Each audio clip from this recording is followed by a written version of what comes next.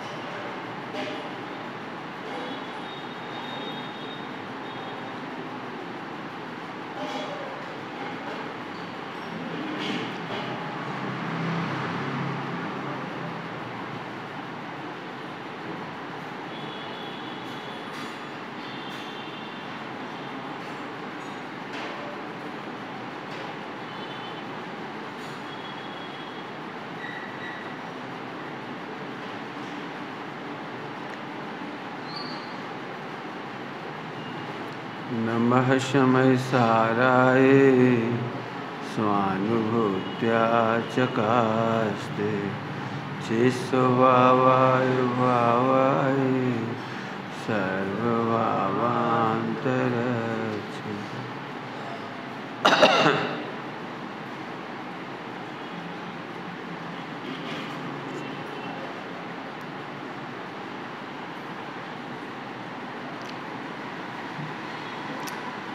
पांच लक्षण पढ़ेंगे अपन लोग।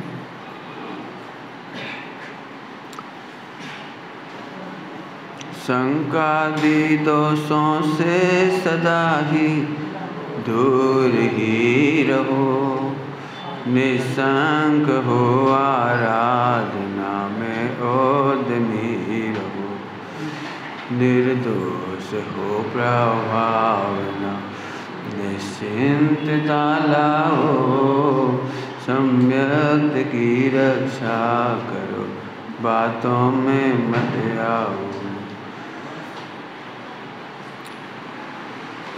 जो लोग देर से आए घड़ी देख लो एक बार, प्रवचन देर से शुरू हुआ है इसलिए आपको लग रहा है कि अपन समय से आ रहे हैं।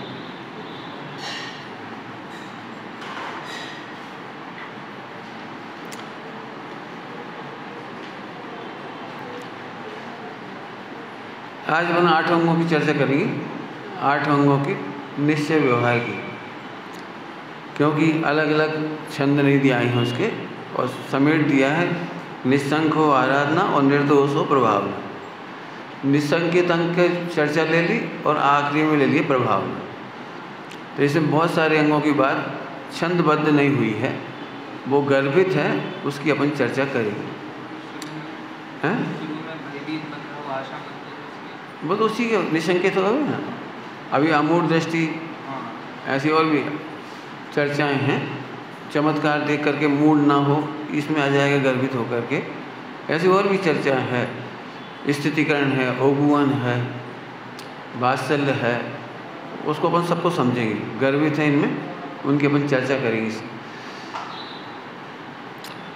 मैं आत्मा हूँ यह जानते ही 8 अंग प्रकट होते ही हैं।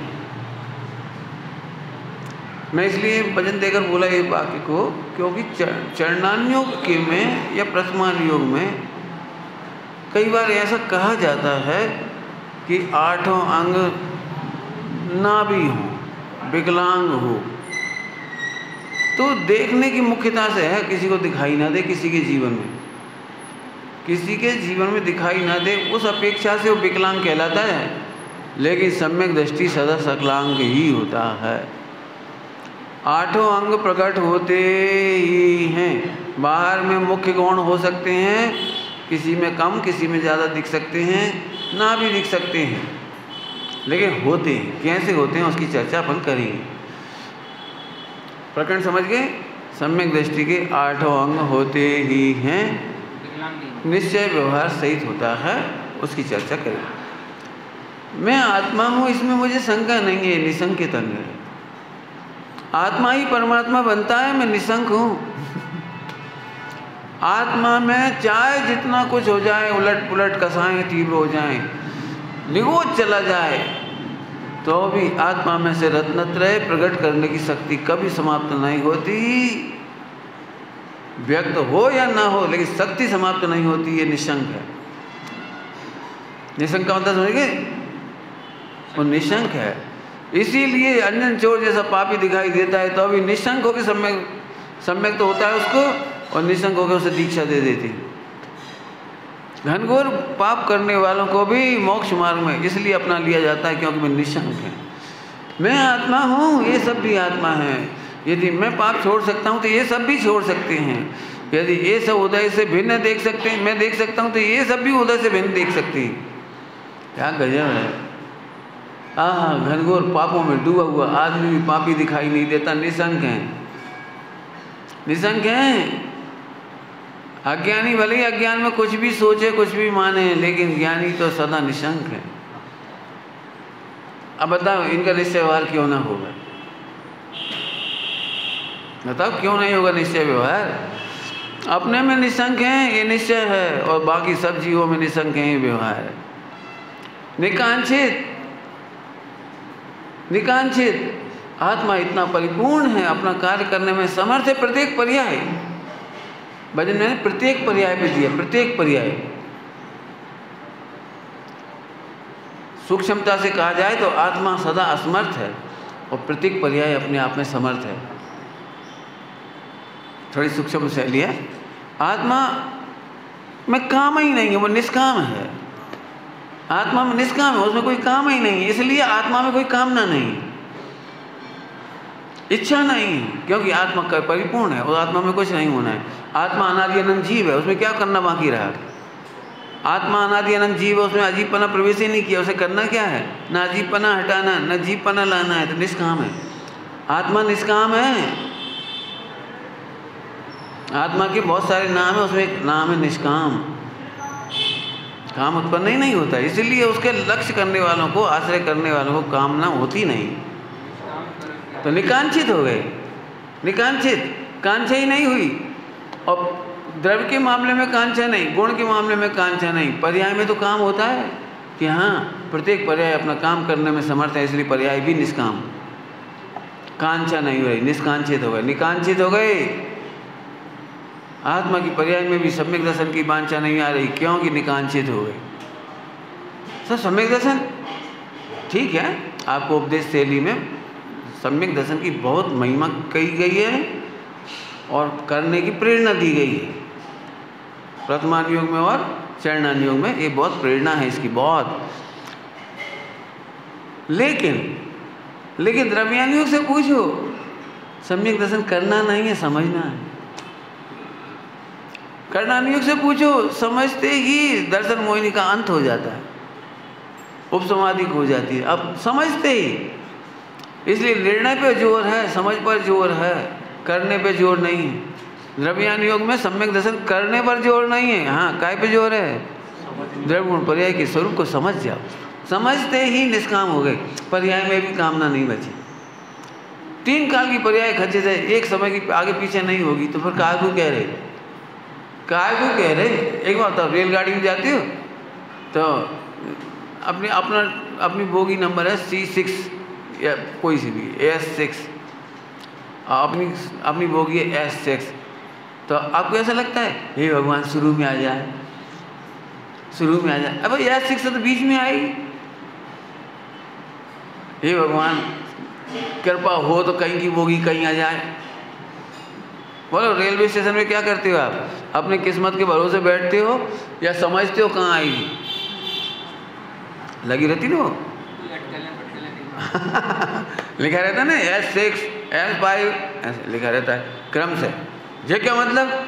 S1 तो शुरू में आनी चाहिए इंजन के बाद, पीछे से कहा कोई S1 लिखी है, बोलो मत, S1 इधर से लिखी चाहे वहाँ से लिखी है, तुम समझ के आ जाओ, नहीं तो तुम ही हैरान होगे। हमें नहीं मालूम, हम रेल को नहीं जाने देंगे। बोले क्या इंजन के बाद नंबर 1 आना चाहिए, S1, पीछे से काय लगी, पहले जाए सही करो, तुम ही सही हो जाओ, रेल चली जाएगी। समझ गए?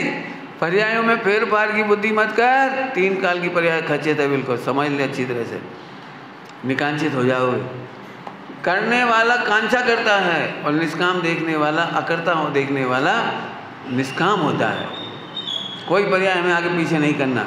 इतनी मस्ती चर्चा है, मस्ती की चर्चा है कि हम तो निकांचित हो ही गए, लेकिन दूसरों के दुख दूर करने की भी कांक्षा नहीं रही। क्या कह रहे हैं? दूसरों के दुख दूर करने के भी, भाई साहब ये तो बहुत अच्छी चीज़ होती है, ये तो बहुत अच्छी चीज़ होती है, परोपकार करो, दूसरों पे दया करो, दूसरों के दुख दूर करो। अरे ये तो उनमें कहिए है, अपने यहाँ नहीं कहिए। दूसरों के दुखड़े दूर करने वाले तेरे दुख दूर करेंगे राम, किए जा तू जग में भलाई के काम, तेरे दुख दूर करेंगे राम। हमारे यहाँ न्याय शास्त्र में इसको अनवस्था दोष कहा है।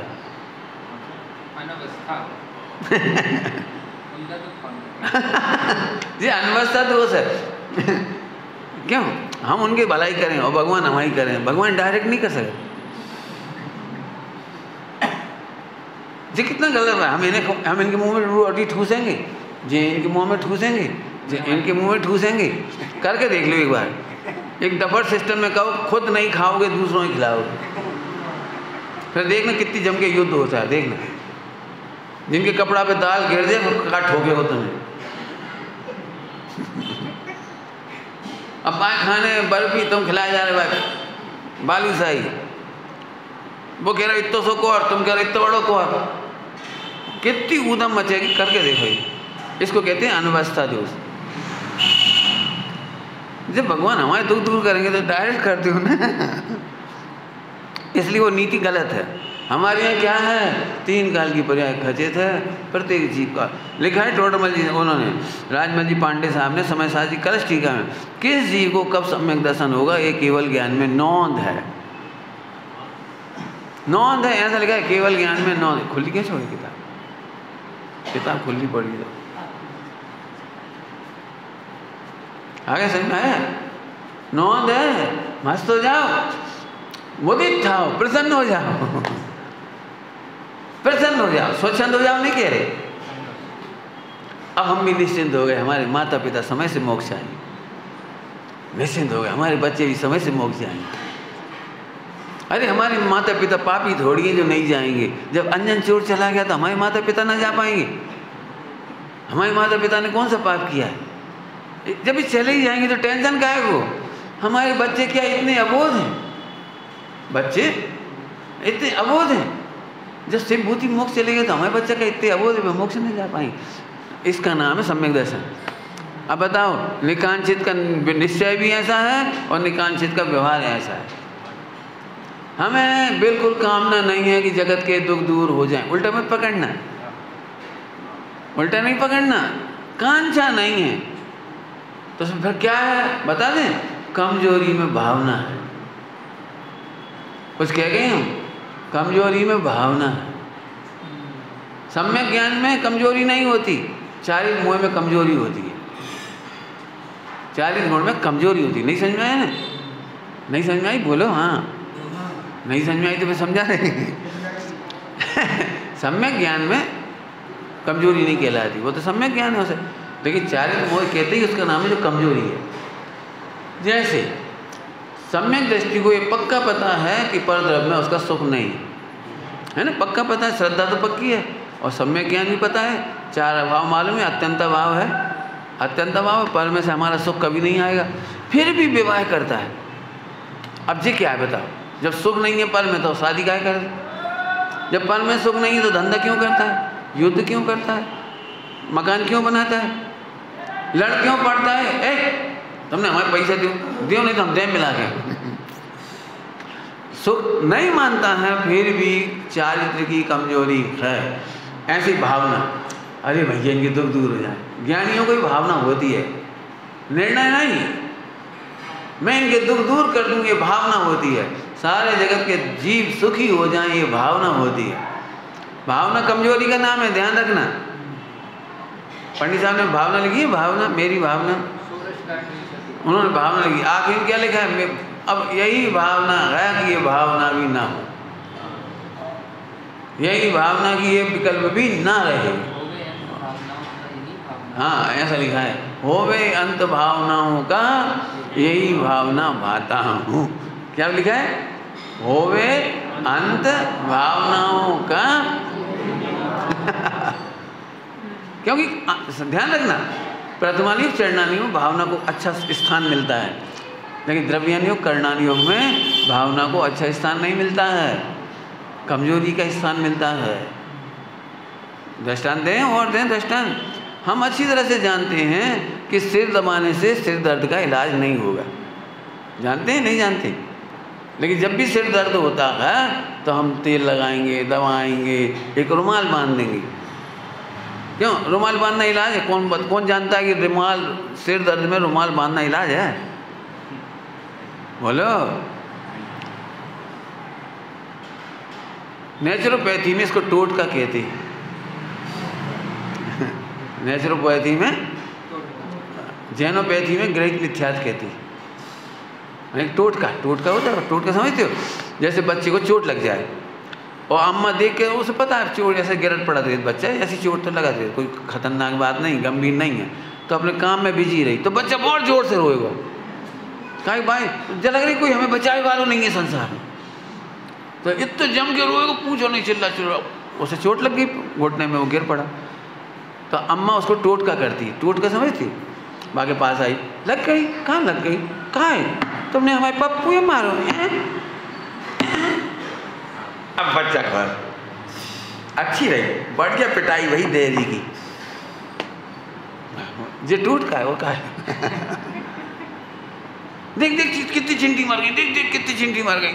अब वहाँ कछु मरी नहीं, दिख नहीं रही कछु, लेकिन फिर भी कहते देख कितनी चिंटी मर गई। तो उसका उपयोग बदल गया, चुप हो गई, कुछ नहीं, कुछ राजा बेटा चुप, चोट तो वहीं की वहीं है। भावना क्या हो गया? अब आवाज तो ऐसी आएगी, अब जैसी आ रही वैसी आ रही है।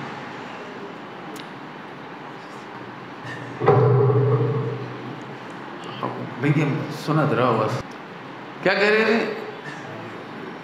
समझ में आया? भावना कमजोरी का नाम है, भावना पुरुषार्थ का नाम नहीं है, पुरुषार्थहीनता का नाम भावना है। सब सुखी संसार हों, सबके दुख दूर हो जाएं, हे भगवान हमारा बस चले तो हम सबके दुख दूर कर दें, यह श्रद्धा की नहीं, इस चारित्र की कमजोरी में उत्पन्न होता है। ध्यान रखना, प्रथमानुयोग चरणानुयोग में इसका अच्छा स्थान है। हम सबके दुख दूर कर दें, परोपकार करते रहो, दूसरों के दुखड़े दूर करो, कोई दिक्कत नहीं है। दो चरणानुयोग और प्रथमानुयोग की शैली में इनकी मर्यादा है, लेकिन कर्णानुयोग और प्रथमानुयोग में ये बात स्वीकार नहीं है। हाँ, कर्णानुयोग द्रव्यानुयोग, कौन सा बोल गए थे? प्रथमानुयोग, गलत निकल गए मुझसे। ठीक है, तो ये दो अनुयोग समझो अच्छी तरह से। प्रथमानुयोग में भी लिखी है ये बात, नकुल सहदेव अपने साथी मुनिराजों के लिए विकल्प कर रहे थे, उनके दुख दूर तो कर नहीं सकते थे, उनके दुख दूर तो अपने आप ही हो गए, लेकिन ये दुखी हो गए। समझ गए? नकुल सहदेव को सर्वार्थ सिद्धि हुई, ये दुखी हो गए, बता फायदा क्या निकला? ये तो पंडित जी का हम निर्दयी हो जाएं, वो ये सुख की भावना नहीं भाएं। प्रथमानुयोग की शैली में तो यहाँ तक कहा जाएगा, जो दूसरों के दुख दूर करना चाहता है उसके दुख दूर हो जाते हैं, अच्छा अर्थात पुण्य बंद होता है आदि आदि। ये चरणानुयोग में एक शब्द लिखा है बहुत अच्छा, टोडरमल जी ने, उन्होंने लिखा है इसमें सुभाषित कही जाती है, नीति और सुभाषित का प्रयोग होता है। सुभाषित मतलब समझते, सुभाषित, सु माने अच्छा, भाषित माने कहना। अच्छा कहा जाता है लेकिन अच्छा होता नहीं है। क्या कहेंगे हम? अच्छा कहने में अच्छा लगता है लेकिन होता नहीं है वो। कहने में अच्छा लगता है दूसरों के दुख दूर करो। तो नकुल सहदेव का मामला कैसा रहा? करना नहीं कह रहे, तुम कछु बोलो, पुण्य बंद हो चाहे कछु हो, हम नहीं कहेंगे, हम तो ये कहेंगे हमें तो ये दिख रहा है, हमें तो कसौटी दिख रही है। जब यानी कह रहा है सुनो, विश्व के मंगल की कामना मत करो, उल्टा मत लेना। सुनने में थोड़ी जानबूझ के बोल रहा हूँ ऐसे, मैं चाहूँ तो लाग लपेट करके ही बोल सकता है, लेकिन आपको चारों अनियों की मर्यादा पकड़ में आए इसलिए बता रहा हूँ। ऐसे कितने ही लोग हैं जो शुद्धात्मा का निर्णय नहीं करते, विचार नहीं करते और अनुभव नहीं करते। और वे जब सोचत हम तो सबको भलो चाहत, हम तो सबको भलो चाहत, हमरो काम तो हो ही जाए। यदि ऐसा होता तो तीर्थंकर भी एकांत में मौन होकर नहीं चले जाते। क्या कह रहे हैं? एकांत में मौन होकर नहीं चले जाते। आदिनाथ भगवान को दूर मत जाओ, उनके आसपास 4000 राजा थे और मुनि भी थे और भ्रष्ट हो गए थे, उन्होंने उनका भी उपकार करने की चेष्टा नहीं की। अब ये थोड़ा सा निर्दयी जैन शासन है, जैन शासन नहीं वस्तु स्वरूप। थोड़ा सुनने में तो बुरा लग रहा होगा इसलिए जानबूझ के खुलासा कर रहा हूँ। एक आध लाइन कह देता ना तो उल्टा हो जाता। मैं चारों अनियों की मर्यादा खोल रहा हूँ इसमें। मेरे को भी है ना कमजोरी, मैं भी तो कहानियाँ लिख रहा हूँ, फला कर रहा हूँ, उपदेश दे रहा हूँ। भावना रहती भैया स्कूल खुल जाए, पंडित साहब को भी भावना रहती थी विद्यालय खुलें, विद्यापीठ खुलें, गुरुकुल खुलें, पढ़ाई हो, त्यागी विद्यालय खुले। मुझे भी भाव है जैनोपैथी, लेकिन मैं इसे कमजोरी मानता हूँ। स्वोपयोग अपराध है मेरा, हम कमजोरी मानते हैं, पुरुषार्थ नहीं मान रहे, पुरुषार्थ नहीं मान रहे। एक आचार्य लाखों शिष्यों को मोक्ष पहुंचने में निमित्त बन जाएं तो भी उन्हें मोक्ष करने जाने के लिए 100% पूरा प्रयत्न करना पड़ेगा। उन्हें कोई बोनस मार्किंग नहीं होगी। अरे तुम्हारे तो 1 लाख शिष्य मोक्ष चले गए, तुम तो एक काम करो, वही ने जाने दो। ऐसे नहीं होता, उन्हें भी 100% उतना ही पुरुषार्थ करना पड़ेगा। आज समझ में आया? इसको कहते हैं द्रव्यानियों की भाषा में द्रव्य गुण पर्याय की स्वतंत्रता। द्रव्य गुण पर्याय की स्वतंत्रता। दूसरों का भला करने की तो छोड़ दो, अब थोड़े सूक्ष्म, अपना भी भला नहीं कर सकते। पंडित जी का कह रहे हैं आप, जो नए लोग हैं अच्छे से सुनना, ध्यान से पूछ लेना नहीं था, अपना भी भला नहीं कर सके, सूक्ष्म बात है। इसको कहते हैं द्रव्य गुण पर्याय की स्वतंत्रता। द्रव्य एक तो चाहता नहीं है, दूसरी बात है वो पर्याय में कुछ कर नहीं सकता है। यदि आप निमित्त उपादान पढ़ेंगे तो उसको असमर्थ उपादान कारण कहा है। द्रव्य और गुण को असमर्थ उपादान कारण कहा है और पर्याय को कहा है समर्थ उपादान कारण। वो अपना कार्य करने में समर्थ है। अब बताओ कामना कौन करे? अपने ही गुणों की एक पर्याय दूसरे पर्याय के बारे में कुछ नहीं सोचती, इसका नाम प्राग भाव है। क्यों? उसमें कुछ कर नहीं सकती। एक पर्याय दूसरी पर्याय में कुछ नहीं कर सकती। वर्तमान पर्याय पूर्व पर्याय में, इसलिए वर्तमान पर्याय पूर्व पर्याय के नाम पर रोने नहीं बैठती। ये द्रव्यानियों की सूक्ष्मता बता रहा हूँ थोड़ी सी। एक भी वर्तमान पर्याय पूर्व पर्याय को रो करके वर्तमान को नहीं खोती, ये पुरुषार्थ है। चरणारियों में कहेंगे बीती हुई गलतियों पर पश्चाताप करो, बीते हुए अपराधों पर पश्चाताप करो, वो भी सही है, सही है। लेकिन द्रव्यानियों की शरण में जाने पर पूर्व पर्याय का खेद करने तक का इनकार है। क्यों? प्राग भाव है। नहीं समझ में आया? हम जानते हैं टेक्निकल भाषा नहीं समझ में आई होगी आपको, तो हम आपको आपकी दृष्टांत की भाषा में समझाते हैं। सुनो, सुनना ध्यान से, सुनोगे सब लोग? एक के पीछे एक बैठ जाओ, बीच में गैप क्यों? इनके पीछे आ जाओ, भैया के पीछे, हाँ एक के पीछे आ जाओ, बढ़िया जल्दी सेट हो जाओ। ध्यान से सुनना, दृष्टांत है बहुत। देखो, एक लड़के ने ऐसी प्रतिज्ञा करी कि मैं गधा नाम की गाली नहीं दूंगा।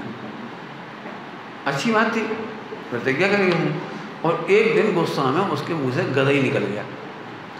कोई माहौल बन जाता ना एकदम बिल्कुल, और गधा कहीं के हैरान कर लगे। अब गधा निकल गया और गया, लेकिन अब बाकी तो प्रतिज्ञा टूट गई। अब वो दिन भर दुखी हो, ये भगवान गधा निकल गओ, गधा निकल गओ, कहाँ से निकल गओ, कैसे निकल गओ, काय कह दई, काय कर दो जो, और हमें हैरान कर दो जैसे गधा निकल गई। समझ गए अब तुम क्या समझ रहे, समझदार है? तुम क्या समझ रहे? बोलो। चरणान योग में ये समझदार है, बहुत पश्चाताप कर रहा। अरे एक बार निकल गई थी तो भूल जाता, आगे के बारे में सोच लेता, हम नहीं बोले, निपट गई गाड़ी। अब वो मंदिर में आ गए भगवान के सामने, भगवान 10 साल से गधा नहीं बोला था, आज गधा बोल दिया, आज गधा बोल दिया। हे भगवान ऐसी शक्ति तो गधा नहीं बोलूँ, हे भगवान आशीर्वाद दो गधा नहीं बोलूँ, हे भगवान अनंत काल में कभी गधा नहीं बोलूँ। क्या कर रहे था? इसका नाम प्रत्याख्यान है। अनंत काल में गाली नहीं दूंगा, प्रत्याख्यान कब से हो गया इसका नाम? अरे निकल गया, अपराग भाव, भूल जा, भूल जा, बस खत्म, मैं आत्मा हूँ, मैं करता हूँ, मस्त हो जा। इसका नाम प्रतिक्रमण प्रत्याख्यान है। अब सुनने में थोड़ी मेहनत लगेगी आपको, कितने दृष्टांत चाहिए उतने दृष्टांत दे रहे। जब प्रागभाव ही है, प्रागभाव समझते हो, वर्तमान की पर्याय पूर्व पर्याय में कुछ नहीं कर सकती, तो पूर्व की पर्याय की टेंशन करके वर्तमान क्यों खोना? बोलो, कल हम फेल हो गए, आज फिर पढ़ाई करो। कल घाटा हो गया बिजनेस में, आज फिर दुकान खोलो। क्यों? कल के घाटे की चिंता करने से आज की दुकान नहीं चलेगी। कल की पढ़ाई की फेल होने की चिंता करने से आज पास नहीं हो जाओगे। पुरुषार्थ करने वाले बीती ताही विसार दे, ठीक है? सोचो, इसलिए प्रागभाव बहुत सुंदर है। हो अपने का तो भी नहीं और दूसरों के प्रति भी चिंता नहीं, चिंता नहीं, चिंता नहीं। पंडित साहब ने रचना लिखी है, चिंता नहीं विभावों की न सेंगे बे स्वयं। क्या बढ़िया। एक एक लाइन पे नाचने का मन करता है। पंडित साहब ने कितना, तुम्हारे की भाषा में कहो तो हरे कर दो, तुम्हें तो बोला तो नहीं हरे कर दो, हल्का कर दो। खनिया दाना में तो बोला हरे हो गए, इधर बोलते नहीं बोलते हरे हो गए।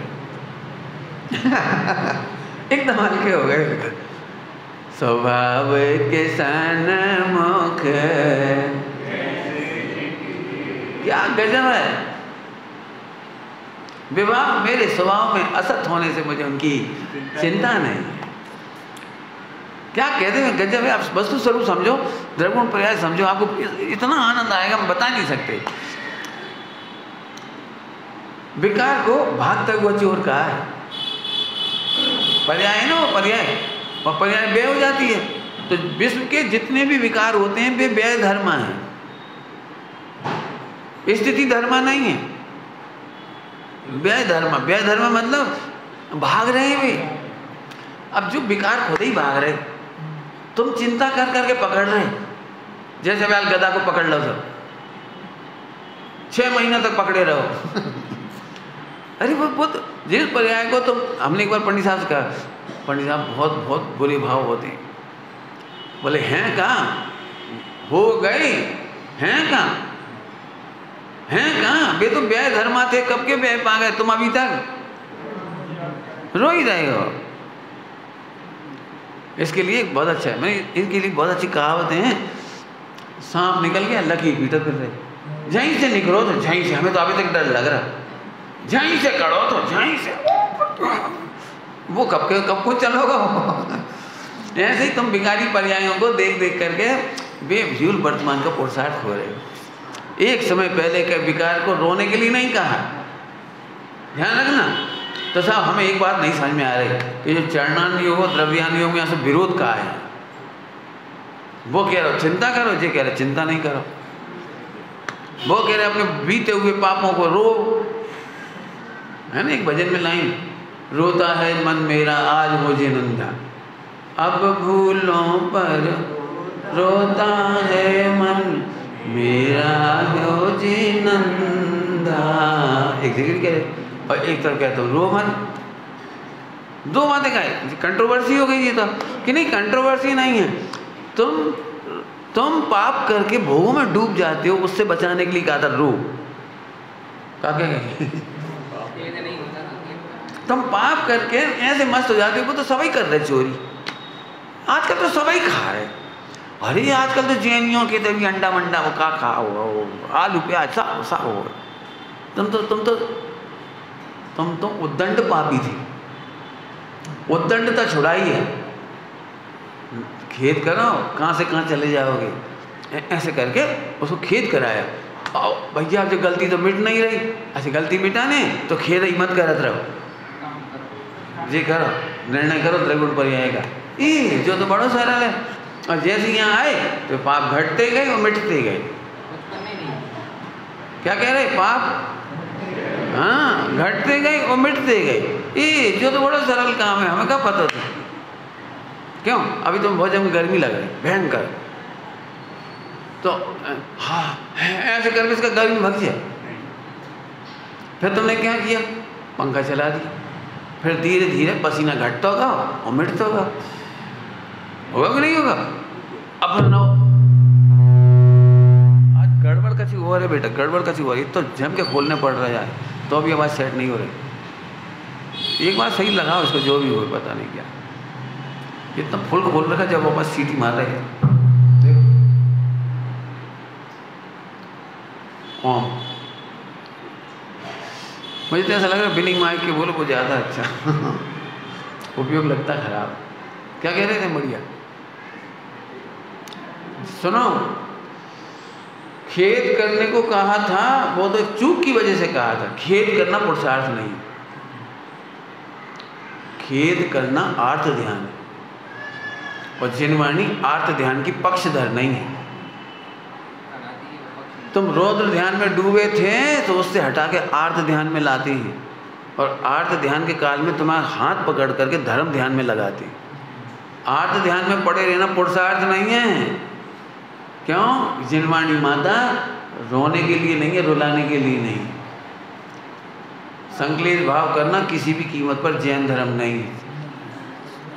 फिर से बोल रहा हूँ, कोई सा भी संक्लेश धर्म के नाम पर, प्रतिज्ञा टूटने के नाम पर, फला के नाम पर, घर गृहस्थी के नाम पर संक्लेश करना जैन धर्म का हिस्सा नहीं। फिर से सुन रहे हो क्या कह रहे हैं, रौद्र ध्यान समझते हो, 5 इंद्रिय के विषयों में डूबकर मस्ती करते रहना। काय का धर्म, काय की पुण्य, काय की चोरी, यार कोई नहीं, सब सेटिंग है, कोई नहीं पकड़ सकता हमें। बेटा रौद्र ध्यान है, निसंग पापी रौद्र ध्यान ही होता है। तो उससे कहते हैं, देखो 25 साल बाद पकड़े गए, आखिरकार वे 50 साल बाद पकड़े गए। देख लो फिर रावण की दुर्दशा, देखो वो ओसो वो का नाम है आसाराम बाबू, कहाँ पड़ी। क्यों, आसाराम बाबू एसी से बाहर नहीं निकलते थे, एसी कार में घूमते थे, और जेल में एसी में नहीं है, मई जून की गर्मी में जेल में एसी नहीं है, पंखा भी नहीं है। सोचो जरा, एक न एक दिन पकड़े जाओगे। वो झूठा सर्टिफिकेट लगा के वो कलेक्टर बन रही थी, वो पकड़ी गई, वो उसकी अम्मा पकड़ी गई, झूठा सर्टिफिकेट दे करके। अब विकलांग का दे रहे थे, और एक लड़का और पकड़ा गया कलेक्टर। कभी मत सोचो समरथ को नहीं दोष घुसाई, झूठ है बात, समरथ के नहीं दोष घुसाई। कछु बदल दिया हमने, क्या बदल दिया हमने, समरथ के नहीं दोष। जो आत्मा को जानकर समर्थ होते हैं उनके दोष नहीं होते।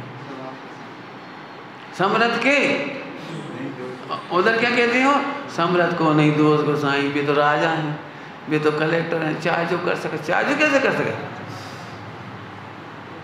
हमारे पास रिवॉल्वर थी, झट धमकाता गरीबों हैं, झट धमकाता। अब वही वीडियो बन गई, अब जेल जाते फिर रहे। बिल्कुल नहीं समझना, कभी मत सोचना पुण्य से किसी को सामर्थ्य आती है। पापों को छिपाने की सामर्थ्य किसी पुण्य में नहीं है।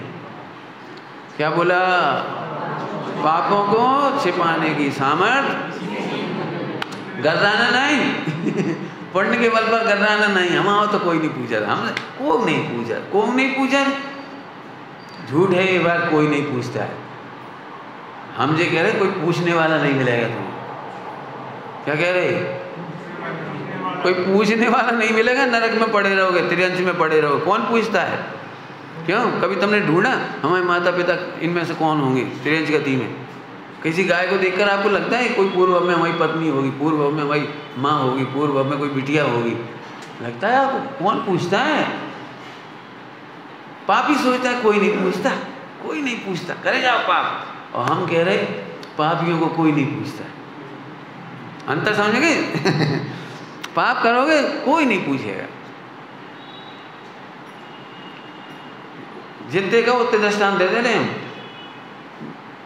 बड़े बड़े धर्मात्मा दिखने वाली, बड़ी बड़ी धर्मात्मा, समाज में अच्छा स्थान रखने वाली, पाप के उदय में उनसे कोई पूछने वाला नहीं। धर्मात्मा ही कह रहे हैं, पापियों की तो हम क्या कहते हैं। अभी हम और किसी नाम इसलिए नहीं ले रहे कि वो अब जबरदस्त बातें बनेंगी उनकी। बताओ, नरेंद्र मोदी सामने आए, कोई उन्हें पूछने वाला ही नहीं बचा कोई दूसरों को। नरेंद्र मोदी सामने आ गए, प्रधानमंत्री बने, कोई पूछने वाला नहीं बचा, कोई पोस्ट ही नहीं बची उनकी। बोले जगजीत में कौन थे अपने, नरसिम्हा राव, 5 साल बाद उन्हें टिकट तक नहीं मिला। उनसे ये भी नहीं पूछा गया कि तुम्हारे क्षेत्र में हम टिकट किसको दें और किसको नहीं दें। कोई पूछने वाला नहीं बचा। कुछ कह रहे हैं हम, समझ में आ गया कुछ? 5 साल पुण्य का उदय था, प्रधानमंत्री बने रहे। क्या बोलो, प्रधानमंत्री? हाँ, एक के नहीं, कितनों किस्सा है। अध्यक्ष है कांग्रेस पार्टी के, पूरे भारत के अध्यक्ष, और पाप उदय ऐसा कि उनकी एक नहीं पूछी कि हमें टिकट दें नहीं दें, भला करें। आप क्या समझते हो? इनकी पीड़ा समझ सकते हो? बिल्कुल अच्छी तरह समझना।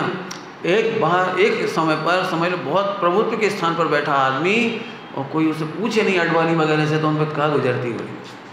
अब यार तुम्हें समाज में बहुत इज्जत हो, 20 साल तक तुम समाज के अध्यक्ष रहे, और विद्वानों में तुम्हारा परिचय रहा, और हम तुम्हें देख के बात तक ना करें तो तुम्हें ऐसा लगेगा देखो भैया पाप के उदय, पंडित जी साहब तक हमसे बात नहीं कर। समझ गए कुछ क्या कह रहे हैं? पुण्य में किसी पाप के रक्षा करने की ताकत, पाप मत करो। मैं बहुत निर्दयी हूँ, थोड़ा निर्दयी हूँ, अब क्या करूँ, मैं हूँ बस। जितनी दया है उतनी है, दिख रही है, लेकिन वो मैं बहुत निर्दयी हूँ। मुझे एक बार कोटा में 10 लक्षण में गया तो उन्होंने मुझे भोजन के पहले वो एक बूचड़ खाने की किताब दिखा दी। आजकल इतनी गाय कट रही है, इतनी भैंस कट रही है, इतनी फला कट रही है, सब दिखा दिया। अब फिर मैंने भोजन कर लिया, तो उन्होंने कहा आपको कुछ फर्क नहीं पड़ा? मैं, तुम में अकल नहीं है, भोजन के पहले दिखानी चाहिए। फिर भी हमने कर लिया भेद विज्ञान पूर्वक। मैंने कहा मुझे इसमें दया नहीं आई। आपको दया नहीं आई? हमने तो इसलिए दिखाई थी आप प्रवचन में और ठोकोगे। मैंने, लोग चाय भी भरते हैं, रोटी खा के नहीं जाते, चाय भरते हैं। पंडित जी वे अध्यक्ष महीना मंदिर को पैसा नहीं दे रहे, वे भला आप बोलती हो, हमें चाय भी भरवे लाई, रोटी खवा दो, क्या करो? तो बूचड़ खाने दिखा दी। अब हमने बूचड़ खाने की, अब कह रहे हैं हम दया क्यों नहीं आई? बताऊँ क्यों नहीं आई मुझे दया? अन्याय नहीं होता, काटने वाले ही कट रहे हैं वे।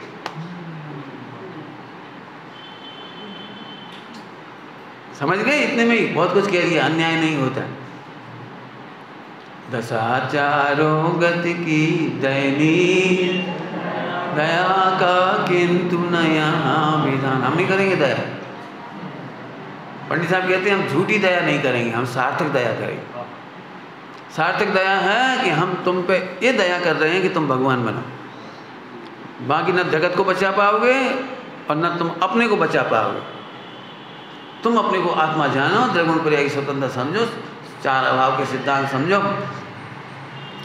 न भगवान बन जाओ तो कहना हम ये दया कर रहे हैं बस। भगवान तीर्थंकरों को करुणा सागर कहा गया है, सभी जानते हैं क्या कहा गया है? करुणा सागर। हमें जरा बताओ भाई कितने लोगों को रोटी दे, कपड़ा दे, मकान दे, पत्नी दे, बच्चा दे, तो करुणा कहाँ है? बताओ करुणा कहाँ है फिर उनकी?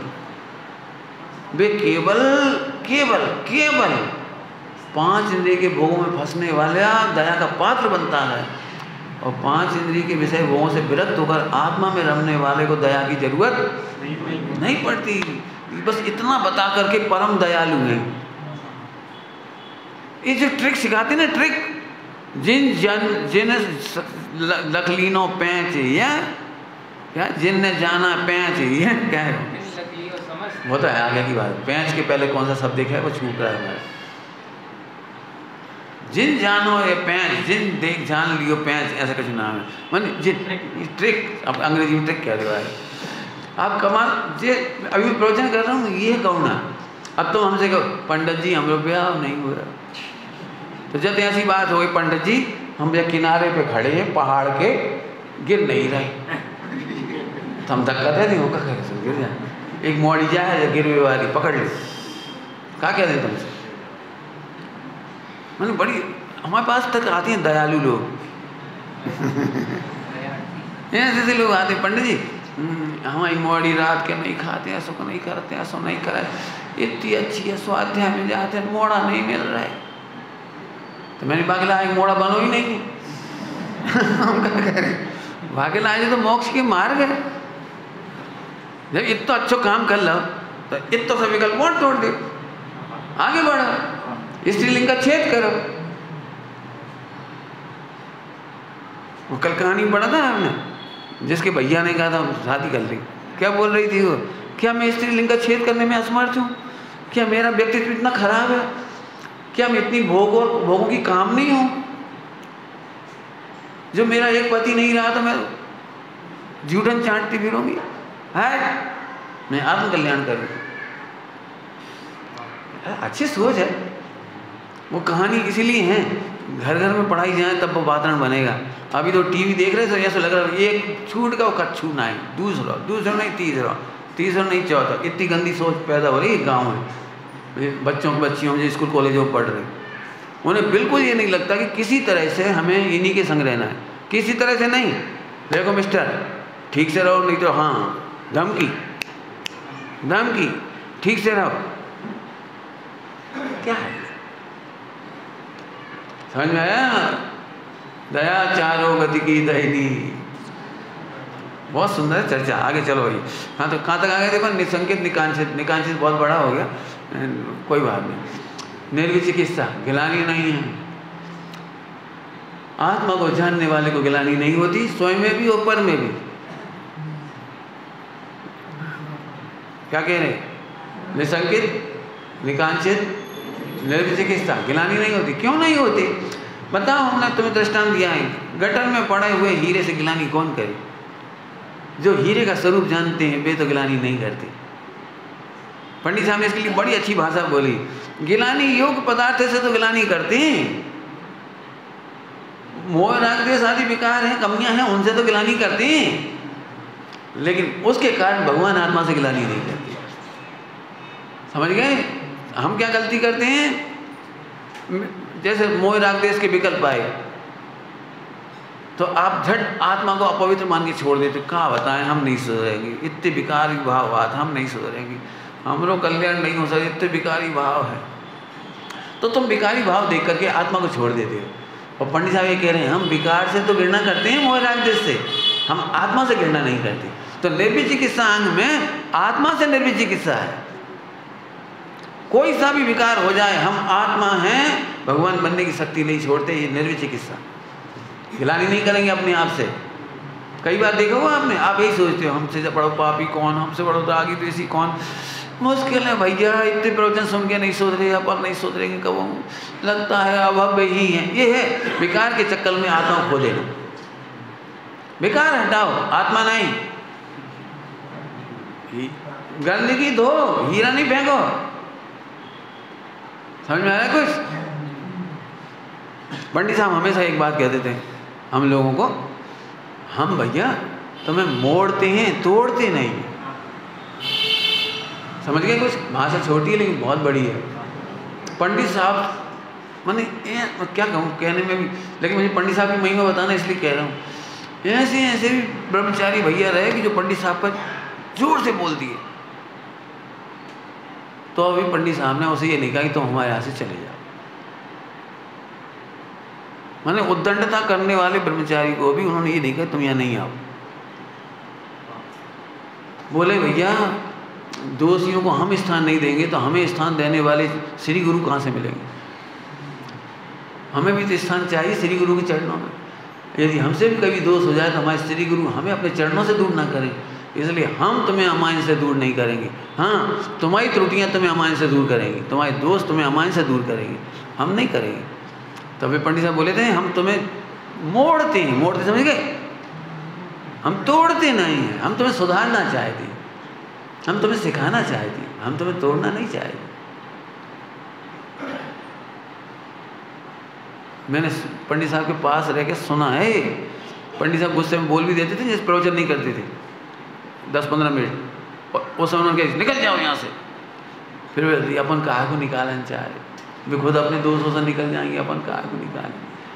बेकार है हमें जो हमें ऐसे वचन बोले। अकेले में निंदा करा करते थे पंडित, निंदा करते थे, उनकी प्रायश्चित करते थे।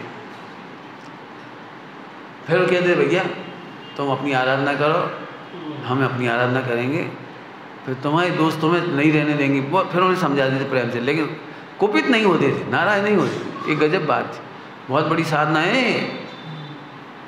हम तुम्हारे दोस्तों से गिलानी करते हैं लेकिन तुमसे गिलानी नहीं करते, ये निश्चय व्यवहार हो गया। अमूढ़ दृष्टि, मूढ़ नहीं हो जाते। तो जो तुम समझते हो उस मूर्ता की चर्चा हम नहीं करेंगे। जो आप समझ जाते हो ना, लौकिक मूर्ता, देव मूर्ता, गुरु मूर्ता आदि आदि, वो नहीं कह रहे। हम तो निश्चय व्यवहार यहाँ का बता रहे। ओहो, हम कर्ता कहने पर भी कर्ता नहीं मानेंगे। मूर्ता तो यह है, कर्ता कहते कहते करते ही मानने लगे। तुम चिंता नहीं करो, हम तुम्हारा भला कर देंगे, और फिर हमें माने ही बैठेगी, हम ही भला कर देंगे, ये मूर्ता है।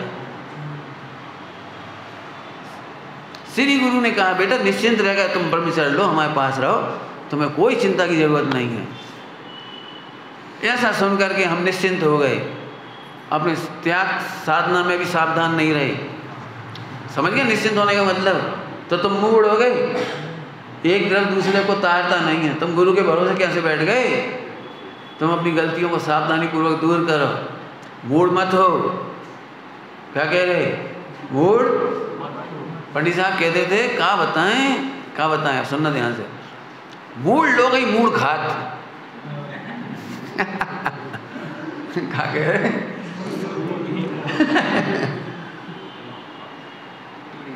ज्ञानी मिले तो परस्पर में तत्व चर्चा हो, ज्ञानी हो तो अंदर की बातें हो। लेकिन एक मूढ़ बैठो और भाई समझा के बैठ जाओ तो तुम्हें पचा देगा। एक दो बार बोलते थे पंडित साहब, मूढ़ ज्ञानी से ज्ञानी मिले, करें धर्म की बात, और कछु है आगे वो हैं, मूर्ख से मूर्ख मिले के घूसा के लाल। मूर्ख से मूर्ख मिले। इसलिए मुहिराजों को ग्रस्त लोगों से चर्चा करने का निषेध है। बिना गुरु आज्ञा के, आचार्य की आज्ञा के मुनिराज किसी को संबोधन नहीं दे सकते, किसी को उपदेश नहीं दे सकते, किसी को सलाह नहीं दे सकते, वार्तालाप नहीं कर सकते। यही गलती तो हो गई थी उनसे, श्रुत सागर जी मुनिराज से। गुरु आज्ञा के बिना उन्होंने मंत्र संवाद कर लिया। वो संवाद करने का, फिर से कहता हूँ, आचार्य परंपरा हमारे जो भारत में, हमारे जैन शासन में है, कोई भी शिष्य गुरु आज्ञा के बिना पढ़ नहीं सकता, गुरु आज्ञा के बिना बोल नहीं सकता। क्षमा सागर जी दीक्षा ले ली तो उनकी माता उनसे मिलने आई, तो फिर बात नहीं की उन्होंने, पहली बार में बात नहीं की। कुंडलपुर में, कहाँ, नैनागिर में दीक्षा हुई थी, तो उनकी माता आई नहीं है। तो फिर माता उनके पास गई आचार्य श्री पर, या आप आज्ञा दे दो तो हम बात कर ले। तो आचार्य श्री ने कहा कर लो, आज्ञा दे दी। तो एक कमरे में फिर वो क्षमा सागर जी और बैठे, मैंने माँ बेटा दोनों, मैंने मुनिराज जी से 1 घंटा तक बोलती रही माता जी अपने नाना प्रकार से। उन्होंने एक बात का भी जवाब नहीं दिया और बैठे सुनते। समय पूरा हो गया, बस अंत में इतनी बात कही, आत्महिति करने योग्य है, आप भी उसी में लगो बाहर। 1 घंटा जवाब सवाल कछु नहीं था। का जवाब सवाल हो कैसे सकत? एक विरक्त एक आसक्त दो के बीच में कैसे बात हो पाए? तुम जितने तर्क दोगे, और भी तो है दुनिया है ऐसी भी, 100 तर्क है उनके पास। इसलिए मैं ब्रह्मचारियों से कहता हूँ, यदि तुम्हें तर्क से समझाना पड़े माता पिता को तो ब्रह्मचर्य मत लेना। तुम्हारी परिणति ये कहे कि माता पिता देख के कहें बेटा तुम नहीं हो घर में रहने लायक। इतने अच्छा आचरण हो कि दुनिया ये कहे कि तुम हम लोगों के बीच में रहने लायक नहीं। बढ़िया बात है, तब है अच्छी बात।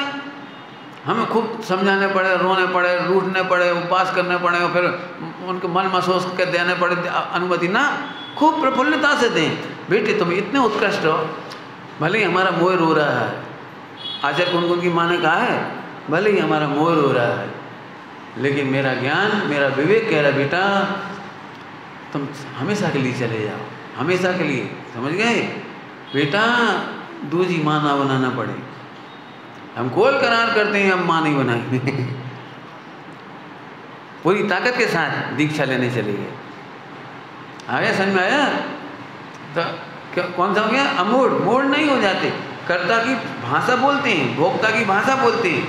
थोड़ी अच्छी भाषा में बोलें, एक लाइन में समझ जाओ तो। कर्तव्य की आड़ में कर्तव्य का पोषण नहीं करते, कर्तव्य से पलायन नहीं करते। क्या बोला? कर्तव्य से पलायन नहीं करते और कर्तव्य की आड़ में कर्तव्य का पोषण नहीं करते, वे अमूढ़ होते। अच्छा तुम बोलो तो व्यवहार में अमूढ़ता हो गई। तुम बोलो, हमें फिर भी पता है कि आप नहीं कर पाओगे। हमसे लोग बहुत कहते पंडित जी आप पधारो, हम आपकी सारी व्यवस्था कर देंगे और आप और बता दो वो और कर देंगे।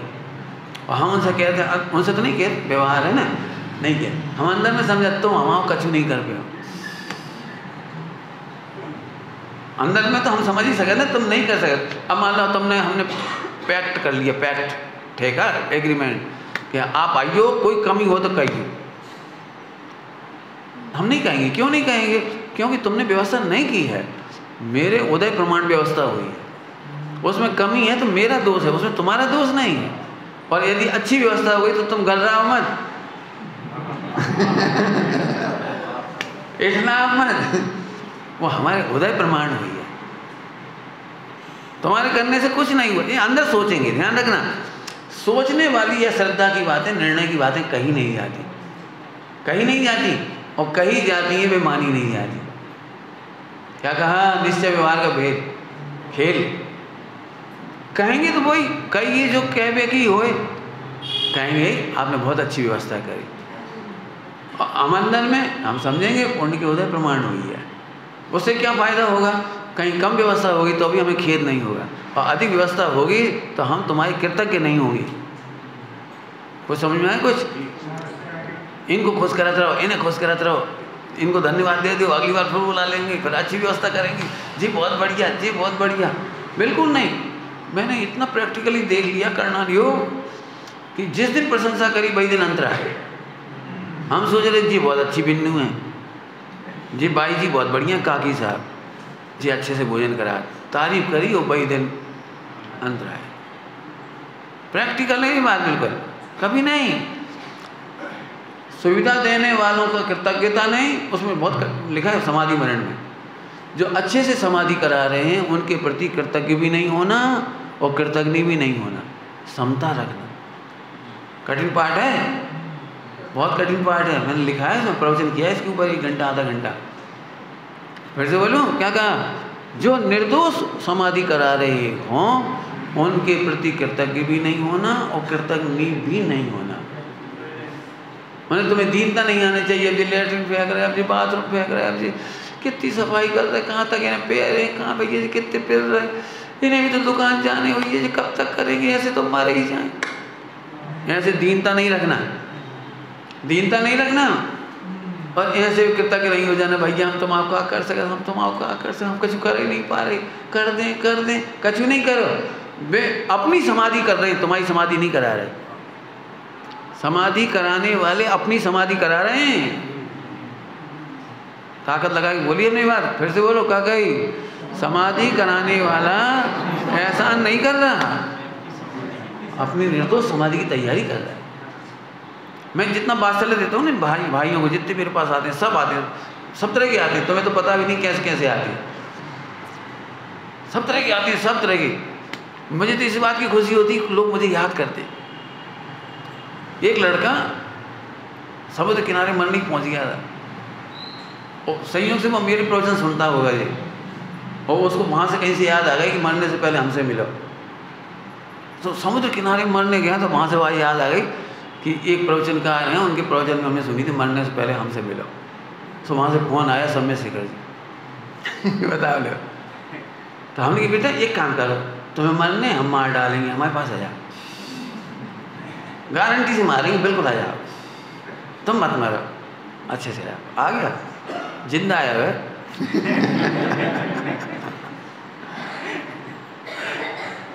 उपयोगी बदल विचार क्या? अरे जीव को बड़ी मुश्किल से तो जैन कुल मिला, कैसे तो जैन इतना स्वस्थ शरीर मिला, इतना टैलेंटेड लड़का, जोरदार। लेकिन वही है ना, भेद विज्ञान क्या हुआ, भेद विज्ञान की प्रेरणा करेंगे, क्या करेंगे बताओ? मैंने सब तरह की आती जी कह रहे हैं, इसलिए मैंने एक घटना सुना दी आपको। अजैन तक आती आते, क्या दिक्कत? अजैन होता है, आत्मा है हमेशा, प्रेम से रखते हैं, प्रेम से। तो हमारे साथी लोग बोले जो तो अजैन है, जो तो सबका जो खाद पिया था रात के भोजन कर जाए, अपन कहा रख रहे 2 महीने अपने पास। मैंने कहा सुनो, यदि जी कलेक्टर बन गया, ये कहीं नौकरी में चला गया, तो इसको ये छाप तो रहेगी जैन कितनी अच्छी होती है, कितने बात्सल्य से भोजन कराती हैं, संग रखती हैं, प्रेम से रखती हैं। तो पूरे हिंदुस्तान के जैन धर्म की रक्षा करेगा ये। कहीं संकट आ रहा होगा और ये कलेक्टर होगा, कछु होगा, तो ये वहाँ पर रक्षा करेगा। नहीं नहीं, जैन ही अच्छे होते हैं, हमने देखा है। तो हम उसके हृदय में जैनों के प्रति ये आदर रखना चाहते, रहो, कोई दिक्कत नहीं, हमारा भी खर्चा हो जाए तो हम चिंता नहीं करें, वो जानते खर्चा, रहो, निःशुल्क रखा उसको 2 महीने, रहो, पढ़ो लिखो, कोई बात नहीं, 2-2.5 प्रवचन सुन रहे, यही बहुत है। बिल्कुल समझना अच्छी तरह से। और उस बच्चे को भी जाते समय का, बेटा नौकरी नहीं लगे तो परेशान मत होना, तुम तो हमारे पास आ जाना, हम तुम्हें नौकरी दे देंगे। उसको ये लगना चाहिए कोई है। देखो देंगे तो हम नहीं, उसके उदय के बिना हम क्या कर सकते हैं, लेकिन 2 मीठे वचन बोलने के मोल ना ही लगे है। क्या कहा? मीठे बोल बोलवे को मोल ना ही लागे है। होगा तो उतना ही जितना उसका हित में होगा, हम तो क्या करेंगे, लेकिन ऐसा बोलने में हमारा क्या जाता है। आगे बात समझ में आई? ऐसी बात इसलिए बताता हूँ आप लोग भी ऐसा किया करें। एक महिला उड़ीसा में वो आत्महत्या कर रही थी, और उसने भी प्रवचन सुन लिए, विश्व में कोई भी बहन हो, कोई जाति की हो, कोई हो, आत्महत्या कर रही हो तो हमारे पास आ जाए। तो उसकी खबर आई उसकी। हमने कहा भैया, फिर एक वहाँ पे एक उड़ीसा में एक भैया है गुवाहाटी में परिचित, हमने उससे कहा इसका टिकट करा के रेल में बैठा दो, खनिया दाना आ गई रही, क्या बात है, समझने की कोशिश करी, समझाया उसको, बेटा स्वाध्याय करो, अहंकार में मत जियो, कर्म के उदय पहले बांधे थे, भी यहाँ नहीं काटोगे तो नरक में कटेंगे, क्या फायदा हो ये मरवे से, धर्म में लगो, बस उपयोग बदला वापस चले। समझ में आया कुछ? बिल्कुल। अपन क्या कर सकते हैं, दे तो कुछ सकते नहीं, लेकिन 2 मीठे वचन बोलने में, लेकिन ऐसा बोल करके भी अपने को कर्ता नहीं मानेंगे, नहीं तो मूड हो जाएंगे। हाँ, क्या गजब है। धर्मात्मा जगत का उपकार करते हैं। पंडित साहब की भाषा में बोलूं, ज्ञानी 3 लोग का भार वहन करते हैं और निर्भर रहते हैं। अज्ञानी स्वयं भार ढोते हैं और समाज पर भार बनते हैं। पंडित साहब की वाणी है, मेरी नहीं है। क्या कहा? अज्ञानी जो ब्रह्मचारी घर गांव में रहे और लोग बाग कहें ये कवे जी हैं, तो समझ लो वो अज्ञानी हुई है, ब्रह्मचारी खोटो ब्रह्मचारी हुई है, तो भार है, भार ढोरा हुई है और समाज पे भार बन जाए। नहीं तो निर्भर ज्ञानी तो क्या बढ़िया भाषा है पंडित साहब की। बोलो, ज्ञानी निर्भर होते हैं और 3 लोग का भार वहन करते हैं।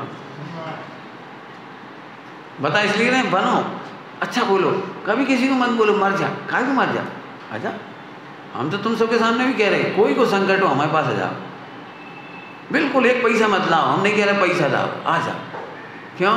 तुम अपना जीवन सौंप दोगे, 4 रोटी महंगी नहीं हो, केवल तुम अपना जीवन सम्यक शील और समाधि के साथ पूरा करने का संकल्प कर लो, हम जीवन भर तुम्हारा खर्च उठाएंगे, कोई दिक्कत ही नहीं, बिल्कुल प्रेम से कह रहे हैं ये बात। लेकिन ये शर्त बहुत बढ़िया है, क्या? बस तुम कहो हम घर आएंगे, तो हम क्या कहेंगे, तुम्हारे कर्म ही तुम्हें गुर्राएंगे, हम क्या करेंगे, हम थोड़ी कच्चू करेंगे, हम कितना ही अच्छा करें लेकिन तुम्हारे कर्म तुम्हें नहीं करेंगे, हम क्या कर सकते हैं। हम तो तुम्हें हलवा देंगे लेकिन तुम पचा ही नहीं पाओगे, हम क्या करें बता। समझ में आ गई बात। तो अमूढ़ ऐसे खुद समझना। अब वो मोहन स्थिति के बासल घड़ी तो देखी नहीं हमने, बस टाइम ज़्यादा ही हो गया हमें। ठीक है, अब 4 अंग रह गए, अच्छे हैं, इनकी भी कल चर्चा कर लेंगे। बढ़िया चर्चा, निश्चय व्यवहार दोनों हैं एक साथ आएंगे, देखना आप। ओम नमः शिवाय।